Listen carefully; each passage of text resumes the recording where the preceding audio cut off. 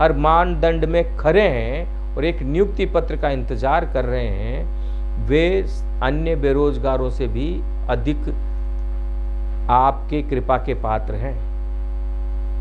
5000 लोग हैं। गांधी टीवी आज आपको आगाह कर रहा है, ये 5000 लोगों को अगर नियुक्ति नहीं मिली ना तो सोशल मीडिया में इतना बदनाम करेंगे आपको मोदी जी कि आपका 2024 ये 5000 लोग रोक देंगे। और सरकार अगर बदल गई तो राहुल गांधी झंडा उठाकर चल रहे हैं बेरोजगारों का, और राहुल गांधी 101% रोजगार देंगे, और उसी के साथ आपको इतिहास में धोखेबाज ठग लिखा जाएगा। इसलिए मौका है आपके पास। इन 5000 लोग, एक और चीज है, मैंने पत्र लिखा आपको, उसमें मैंने क्लियर किया, लेकिन आज मैं ओपन कर रहा हूं। इन 5000 लोगों को रोजगार देकर आप अपने पक्ष में माहौल बना सकते हैं।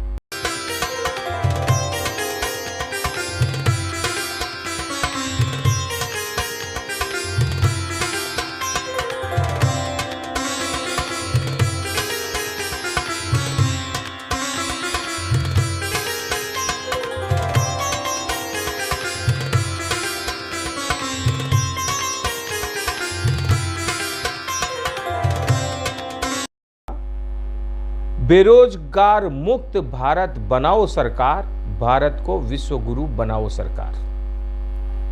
अगर बेरोजगारों से मुक्ति भारत को नहीं मिलेगी तो भारत कभी विश्व गुरु नहीं बन सकता। जब 2014 में नरेंद्र मोदी देश में प्रधानमंत्री बनने की ओर अग्रसर थे, जब खरीदा हुआ मीडिया चिल्ला चिल्ला कर कह रहा था कि अब हिंदुस्तान को मुक्तिदाता मिल गया है, अब हिंदुस्तान को बेरोजगारी से मुक्ति दिलाने वाला मिल गया है, अब बेरोजगारी और महंगाई और भ्रष्टाचार से मुक्ति दिलाने वाला एक मुक्तिदाता भारत को मिल गया है, तब रूस क्रीमिया को अपने अधीन कर रहा था। जी हां, व्लादिमीर पुतिन अपने से टूटे हुए देश को वापस जोड़ रहा था।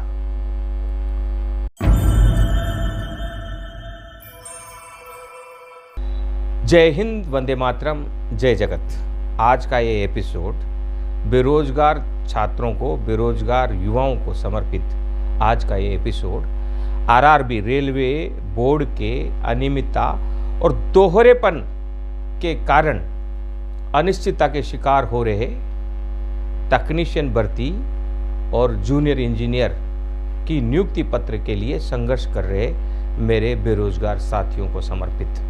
बहुत दिनों से सोच रहा था कि बेरोजगार साथियों को मैं क्या दे सकता हूं। एक पत्रकार के नाते, एक ईमानदार पत्रकार के नाते, पैसा तो है नहीं कि हम आप लोगों की आर्थिक सहायता कर सकें, हम हमारी आवाज़ आपको दे सकते हैं। और आज का ये एपिसोड सभी बेरोजगार साथियों को समर्पित है। इस एपिसोड को पूरा देखें, हो सकता है थोड़ा लंबा हो जाएगा, लेकिन मुझे पूरा विश्वास है कि आज से एक निर्णय आप लेंगे और वह निर्णय भारत को विश्व गुरु बनाने के लिए कारगर होगा, और वह निर्णय सक्षम बनाएगा भारत को विश्व गुरु की पदवी पर पुनः स्थापित करने के। आप लोग चैनल को बहुत पसंद कर रहे हैं, शेयर कर रहे हैं, लाइक कर रहे हैं। यह आप लोग द्वारा हमें दी जाने वाली सहायता है, जिसे जिंदगी भर हम लोग नहीं भूलेंगे। गांधी टीवी का एक एक सदस्य आपकी इस सब्सक्रिप्शन, लाइक और फॉरवर्ड और मैसेज के लिए आपके आभारी रहेंगे। मैं शुरू करता हूं। सबसे पहले एक वाक्य मैं कहना चाहूंगा, बेरोजगार मुक्त भारत बनाओ सरकार, भारत को विश्व गुरु बनाओ सरकार।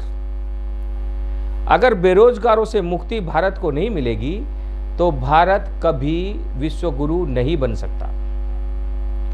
जब 2014 में नरेंद्र मोदी देश में प्रधानमंत्री बनने की ओर अग्रसर थे, जब खरीदा हुआ मीडिया चिल्ला चिल्ला कर कह रहा था कि अब हिंदुस्तान को मुक्तिदाता मिल गया है, अब हिंदुस्तान को बेरोजगारी से मुक्ति दिलाने वाला मिल गया है, अब बेरोजगारी और महंगाई और भ्रष्टाचार से मुक्ति दिलाने वाला एक मुक्तिदाता भारत को मिल गया है, तब रूस क्रीमिया को अपने अधीन कर रहा था।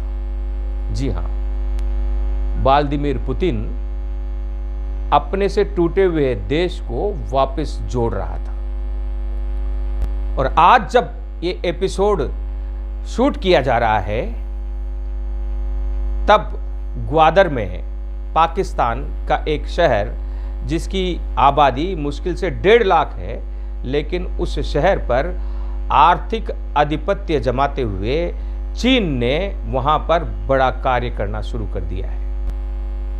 अरब सागर के पास स्थित, ओमान की खाड़ी से नजदीक स्थित यह जो शहर है ग्वादर पाकिस्तान का, यह शहर बलूचिस्तान, तुर्बत, पिशकिन, जमरान, बुलेदा, ओमेरा आदि लोगों को, आदि क्षेत्रों को टारगेट करते हुए चीन ने यहाँ पर एक विशेष प्रोजेक्ट शुरू किया है। उस विशेष प्रोजेक्ट का नाम है CPEC, चाइना पाकिस्तान इकोनॉमिक। यह प्रोजेक्ट चीन को वन बेल्ट वन रोड तथा मैरीटाइम सिल्क रोड परियोजना को जोड़ने वाली साबित हो रही है। आज जब हम आपसे बात कर रहे हैं, तब रूस ने यूक्रेन के डोनेत्स्क, लुहांस्क, खोर्सन और ज़पोरिज़िया को अपने अधीन घोषित कर दिया है। यह जो लड़ाई है, मैं आज इसका डिस्कस क्यों कर रहा हूं? मुझे पता है आप लोगों की लड़ाई बड़ी है। मैं बेरोजगार युवकों को तथा हमारे अन्य दर्शकों को और देश के नागरिकों को ये दिखाना चाहता हूं कि एक और हमारे स्वयं सिद्ध भगवान की पदवी की ओर बढ़ रहे प्रधानमंत्री लोगों को हिंदू मुसलमान करवा के मंदिर में घंटा बजाने के लिए बैठाने वाले हैं। ऐसे में पूरी दुनिया का ताना बाना रूस और चीन के इर्द गिर्द जाता दिख रहा है। जी हाँ, ये जो लड़ाई है, ये यूरोपीय देश पर आर्थिक आधिपत्य की लड़ाई है। आज जब हम आर्थिक रूप से जूझ रहे हैं, महंगाई से जूझ रहे हैं, बेरोजगारी से जूझ रहे हैं, 2014 से लेकर और 2015 में चीन ने प्रोजेक्ट शुरू किया था, और आज वे अपने देश को कहां लेकर गए हैं, ये हम सबको सोचना चाहिए। अगर चीन भी मंदिर में घंटा बजाने के लिए, पूजा करने के लिए अपने नागरिकों को बिठाकर शासक बनने की पद्धति अपनाता, तो चीन आज दुनिया में आर्थिक उपनिवेशवाद का बेताज बादशाह नहीं होता। अगर रूस के व्लादिमीर पुतिन भी इस प्रकार मीडिया को खरीद कर और झूठ बोलकर अपने जनता को गुमराह करके आगे बढ़ते, तो आज रूस द्वारा व्लादिमीर पुतिन से पहले उनके देश से टुकड़े करके बनाए गए हिस्सों को वापस अपने में शामिल नहीं कर रहा होता। रूस यूक्रेन के जरिए, यूक्रेन के माध्यम से यूरोप की ओर बढ़ रहा है, और अब चीन पाकिस्तान में ग्वादर में अपने प्रोजेक्ट के जरिए, CPEC के जरिए यूरोप की ओर बढ़ रहा है। नौजवानों की आंखें खोलने के लिए मैं आज ये नौजवानों को समर्पित करके बोल रहा हूँ कि हिंदुस्तान कैसे विश्व गुरु बन सकता है, हमारी विदेश नीति क्या होनी चाहिए, और अब आने वाले समय में हिंदुस्तान का रोल क्या होना चाहिए और क्या हो सकता है, जिससे कि हिंदुस्तान के लिए की जाने वाली भविष्यवाणियां सही साबित हो सके, हम विश्व गुरु बन सके। जब द्वितीय विश्व युद्ध में, एक बात और मैं बताना चाहूंगा, मीडिया को खरीद कर अपने आप को स्टेब्लिश करने की परंपरा अमेरिका ने शुरू की, और अमेरिका ने कैसे शुरू की यह भी हम आपको बताएंगे। द्वितीय विश्व युद्ध जब चल रहा था, तो हिटलर की सेना लगातार आगे बढ़ रही थी। जर्मनी आसपास के देशों को रोनते हुए अपने साम्राज्यवाद को तेजी से फैला रही थी। हर कोशिश को नाकाम करते हुए, दुश्मन को परास्त करते हुए हिटलर की सेना तेजी से चारों ओर अपने साम्राज्य को बढ़ा रही थी। मुसोलिनी उनके साथ थे, बहुत से अन्य नेता भी उनके साथ थे। अमेरिका लगभग हार मान चुका था, बड़े ही निराश थे उस समय अमेरिका के शासक, और निराश बैठे हुए थे। उस समय अमेरिका के राष्ट्रपति फ्रैंकलिन डी रूजवेल्ट बड़े निराश बैठे थे। रूजवेल्ट ने अपने सभी जितने भी नीति निर्धारक लोग थे, जितने भी डिप्लोमेट थे, कूटनीतिज्ञ लोग थे, उनसे सलाह मशवरा किया और कहा कि हम अब ज़्यादा टिक नहीं पाएंगे, अब विश्व पर जर्मनी तानाशाह का शासन होगा। और जर्मनी तानाशाह था क्रूर हिटलर, वो अपने दुश्मन का नामो निशान मिटा दिया करता था। तो बड़े चिंतित थे और इस चिंता में उनके दिन बड़े मुश्किल से गुजर रहे थे। एक एक क्षण एक एक वर्ष के बराबर लग रहे थे। एक पत्रकार रूजवेल्ट से मिलने की कोशिश कर रहा था, लगातार जाता और उसे ना कहा जाता, क्योंकि इस मनस्थिति में किसी पत्रकार को इंटरव्यू देने के लिए वे स्वयं मानसिक रूप से तैयार नहीं थे। लेकिन जब 6-7 दिन गुजर जाते हैं, जब रूजवेल्ट देखते हैं कि ये पत्रकार हर दिन आ रहे हैं, तो एक दिन उनको बुला लेते हैं कि इनको आने दीजिए, चलो मैं मिल लेता हूँ। पत्रकार उनके पास जाते हैं और जाकर कहते हैं कि इस युद्ध को हम जीत सकते हैं। एक पत्रकार और विश्व युद्ध में हारी हुई बाजी को पलटने की बात कह रहा है, लेकिन फिर भी रूजवेल्ट कहते हैं कि कैसे। तो वे नास्ते दमस्क की लिखी हुई एक पुस्तक का पन्ना उन्हें बताते हैं। तो बोला, इस पन्ने से कैसे जीतेंगे हम? उस पन्ने में लिखा हुआ था कि द्वितीय विश्व युद्ध को अमेरिका एक बड़े हथियार के दम पर जीतेगा और द्वितीय विश्व युद्ध के बाद पूरे विश्व में अमेरिका का राज होगा। तो रूजवेल्ट को भी बताते हैं कि ये तो नास्ट्राडामस की भविष्यवाणियां हैं, आप चूंकि भविष्यवाणी मानते नहीं हो, लेकिन इस भविष्यवाणी को मानने वाले बहुत से सैनिक और अधिकारी हिटलर की सेना में हैं। तो रूजवेल्ट बोलते हैं कि उनको पहुंचाएगा कौन? कि पहुंचाना नहीं है, इसको एक रणनीति बनानी है। आप अपनी पूरी ताकत के साथ अपने सारे बड़े हथियारों को निकालिए और एक साथ प्रहार करिए। उस प्रहार करने से पहले आप इसके लाखों पन्ने बनवाएं, अलग अलग भाषा में बनवाएं और हिटलर की सेना के ऊपर से बरसा दिया जाए। उन दिनों में ऐसे मिसाइल तो थे नहीं कि ऊपर से कोई हवाई जहाज आ रहा है और देखते ही उसको मार दें। रूजवेल्ट को कुछ आशा जगी, बोला ये अंतिम प्रयास है, करके देख लेते हैं। और कहते हैं कि उनके पास 3 एटम बम थे, 3 में से 2 हिरोशिमा और नागासाकी में गिराने के लिए चुने जाते हैं। और उस पत्रकार के कहे अनुसार हिटलर की जो जो टुकड़ी, जिस जिस भाषा की टुकड़ी थी, अलग अलग देश के लोग उसमें काम कर रहे थे, उन भाषा के ये पर्चे बनाए जाते हैं और ऊपर से इन्हें बरसाया जाता है उनके पास।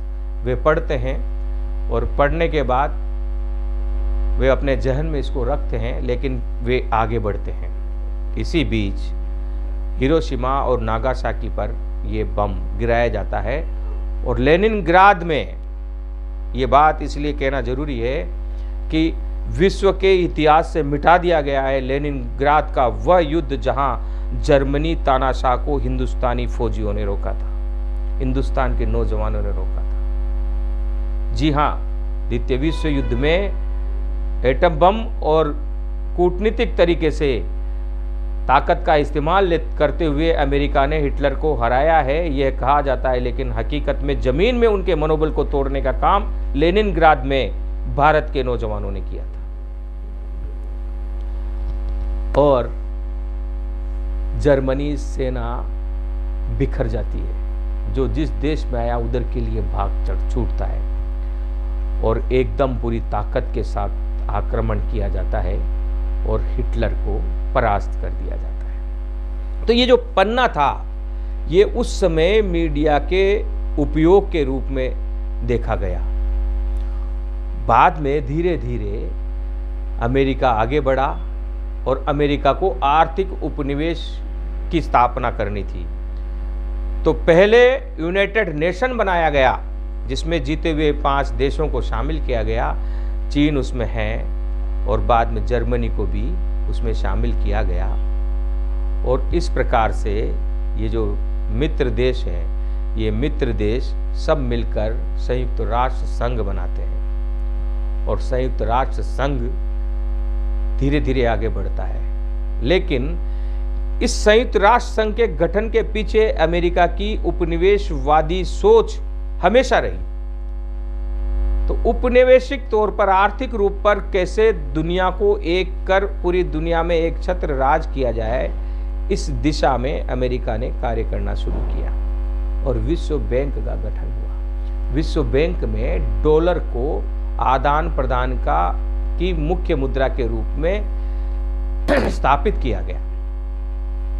और आज विश्व में अगर डॉलर की डिमांड ज़्यादा है, डॉलर की कीमत ज़्यादा है और अपने देश की जो मुद्रा है उसकी मूल्य की तुलना डॉलर से की जाती है, तो अमेरिका की उस सोच का परिणाम है जिसके तहत विश्व बैंक, जो देशों का बैंक है, पूरी दुनिया का बैंक है, एक ही बैंक है जो पूरे देशों को कर्ज देता है। अब चीन भी देने लगा है, अब रूस भी देने लगा है और चीन ग्वादर में जो कर्ज दे रहा है उसके आदान प्रदान की शर्त भी अपने मुद्रा, अपने देश की मुद्रा के आधार पर रख रहा है। तो वो जो आर्थिक उपनिवेशवाद की शुरुआत थी वो विश्व बैंक में डॉलर को इस्तेमाल की जाने वाली पद्धति से शुरू हुई और धीरे धीरे अमेरिका पूरे विश्व में अपने आर्थिक उपनिवेश की स्थापना करने लगा। ट्रंप हकीकत में कट्टर ईसाई हैं, लेकिन वे कट्टर धर्मभक्त होने के ऊपर एक और भी है, वे अपने देश के राष्ट्रभक्त हैं। ऐसे ही ओबामा रहे हैं। तो ये लोग ऐसे ही, आज हम पढ़ते हैं कि अरब में मंदिर बनाया जा रहा है, तो अरब के लोग मुस्लिम धर्म छोड़कर हिंदू धर्म स्वीकार करने के लिए मंदिर नहीं बना रहे हैं। उन्हें पता है हिंदुस्तान पूरे विश्व में सबसे बड़ा बाजार है। जी हाँ, हम उत्पादक देश नहीं माने जाते हैं, हम उत्पादन को खपत करने वाला एक बाजार माने जाते हैं पूरी दुनिया में। और इसको देखते हुए वे हिंदुस्तान के सियासतदानों का स्वागत करते हैं, अपने देश में दूसरे धर्म के होने के बावजूद मंदिर बनाते हैं ताकि हिंदुस्तान के बाजार को आकर्षित किया जाए, हिंदुस्तानियों को आकर्षित किया जाए, ताकि उनके प्रोडक्ट और उनके देश के प्रति हमारी भावना सकारात्मक बनी रहे। मैं ये सब इसलिए कह रहा हूं क्योंकि इन सब को करने के कारण ही इन देशों में बेरोजगारी नहीं है। अगर हम बेरोजगारी को उठाकर देखें तो कोरोना काल की वजह से कुछ बेरोजगारी दर अमेरिका की बढ़ी है, लेकिन उसको भी वे जल्दी से जल्दी एडजस्ट कर रहे हैं, उन्हें रोजगार दे रहे हैं। और हमारे यहाँ जब प्रधानमंत्री कहते हैं कि हम रोजगार का अवसर उपलब्ध करवा रहे हैं और हम प्राइवेट नौकरी को भी नौकरी ही मानते हैं, मानिए ना, और फिर उसकी तुलना करते हैं अमेरिका से, यूरोप से, तो मैं आपसे निवेदन करना चाहूँगा कि अमेरिका का जो स्वीपर होता है वो झाड़ू हाथ से पकड़ता ही नहीं है और उसकी तनख्वाह 5 लाख, 6 लाख, 4 लाख, 3 लाख अलग अलग होती है, इस तरीके से लाखों में है और उसको सभी साजो सामान दिया जाता है। आज कल मैं अखबार में पढ़ रहा था, हमारे 2 मजदूर सफाई के चैम्बर में उतरे, बिना किसी उपकरण के, बिना किसी ऑक्सीजन सिलेंडर के वे दम घुट के मर गए। तो हमारी तुलना हम बड़े देशों से करते तो हैं, भोली भाली जनता को गुमराह भी करता है हमारा मीडिया, जो खरीदा जाता है और जो खरीदा जा चुका है, जिसे गोदी मीडिया कहा जाता है। तो हम सच को सच की तरह पेश करते हैं। मोदी जी, ये सब हम इसलिए हमारे नौजवानों को बता रहे हैं क्योंकि नौजवान भी जागें और देश के लिए क्या है, अपने लिए क्या है, अपने हक के लिए क्या करना है वो समझें। आपने 2 करोड़ रोजगार 1 वर्ष देने के लिए कहा था, आज 8 वर्ष हो गए आपको। आपने 1 करोड़ रोजगार भी नहीं दिए हैं, बल्कि प्राइवेटाइजेशन करते जा रहे हैं। आप सरकारी उपक्रम को बेचते जा रहे हैं। ये तो रेलवे के बच्चे आगे सड़कों पर, किसान आगे सड़कों पर, जिससे आपका बेचने की योजना रुक गई। और जब आप बेचोगे तो एक जमाना था जब सरकारें आती थी तो सरकारी पोस्ट निकाला करते थे, क्योंकि अधिक से अधिक रोजगार देने का उनके ऊपर दबाव रहा करता था। और आज आप नियम भी इस तरीके से बनाते जा रहे हैं कि अग्निपथ में नौजवानों को पेंशन नहीं, 4 साल की नौकरी, उसे नौकरी कहें या ट्रेनिंग कहें, और उसके बाद आपने जंगल में छोड़ दिया। बेरोजगारी का जंगल है, जाइए आप जियो या मरो, हमें कोई लेना देना नहीं। जबकि देश का विकास तब होता है जब देश के लोगों की आय बढ़ती है, प्रति व्यक्ति आय बढ़ती है। आपने तो घटा दी, पेंशन बंद कर दी, नौकरी खत्म कर दी। और जो छात्र, मैं ये दर्द के साथ कह रहा हूं क्योंकि इनका दर्द सबसे बड़ा है, जो आरआरबी रेलवे बोर्ड द्वारा जो निगलेक्ट किए जा रहे हैं अब तक, जो हर परीक्षा उत्तीर्ण कर चुके हैं, हर मानदंड में खरे हैं और एक नियुक्ति पत्र का इंतजार कर रहे हैं, वे अन्य बेरोजगारों से भी अधिक आपके कृपा के पात्र हैं। 5000 लोग हैं। गांधी टीवी आज आपको आगाह कर रहा है, ये 5000 लोगों को अगर नियुक्ति नहीं मिली ना तो सोशल मीडिया में इतना बदनाम करेंगे आपको मोदी जी कि आपका 2024 ये 5000 लोग रोक देंगे। और सरकार अगर बदल गई तो राहुल गांधी झंडा उठाकर चल रहे हैं बेरोजगारों का, और राहुल गांधी 101% रोजगार देंगे। और उसी के साथ आपको इतिहास में धोखेबाज, ठग लिखा जाएगा। इसलिए मौका है आपके पास। इन 5000 लोग, एक और चीज है, मैंने पत्र लिखा आपको, उसमें मैंने क्लियर किया, लेकिन आज मैं ओपन कर रहा हूं। इन 5000 लोगों को रोजगार देकर आप अपने पक्ष में माहौल बना सकते हैं। गुजरात में ये 5000 लोग आपका झंडा उठाकर घूमेंगे अगर आपने इनको नौकरी दे दी। और नहीं दी ना तो ये गुजरात में 5000 लोग, एक दिन में एक गाली भी आपको देगा ना तो दिन भर की 5000 गाली तो ये दे देंगे। और ये बीजेपी कांग्रेस के लोग नहीं है, ये आपके लोग हैं जिन्होंने रोजगार के लिए 2014 से लेकर आज तक आपका झंडा उठाया, आपको वोट दिया। और ये 5000 ही हैं, इन्हें यहीं रोकें। बाकी जो लाखों करोड़ों युवा जो बैठे हैं बेरोजगार, उनको आशा का संदेश इन 5000 नौकरियों से आप दे सकते हैं। जो माहौल आपका नेगेटिव जा रहा है, इन 5000 नौकरियों से आप पॉजिटिव बना सकते हैं। हम गांधी टीवी है, इसका मतलब ये नहीं कि हम राहुल गांधी का झंडा उठाते हैं, हम देश का झंडा उठाते हैं, हम देश के बेरोजगारों का झंडा उठाते हैं, हम विश्व गुरु बनने वाले झंडे को लेकर चल रहे हैं। आशा है आज का ये एपिसोड नरेंद्र मोदी तक पहुंचेगा, उनके लोगों तक पहुंचेगा, बोर्ड के हर मेंबर तक पहुंचेगा, देश के हर बेरोजगार तक पहुंचेगा, देश के हर विधायक तक पहुंचेगा, देश के हर सांसद तक पहुंचेगा और हर नागरिक तक पहुंचेगा। हम आवाज़ बुलंद करते रहेंगे, देश को विश्व गुरु बनाने की ओर बढ़ते रहेंगे। गांधी टीवी आपका है, आपके लिए, आपके द्वारा है। इसे सब्सक्राइब करें, लाइक करें, फॉरवर्ड करें। जय हिंद, वंदे मातरम, जय जगत।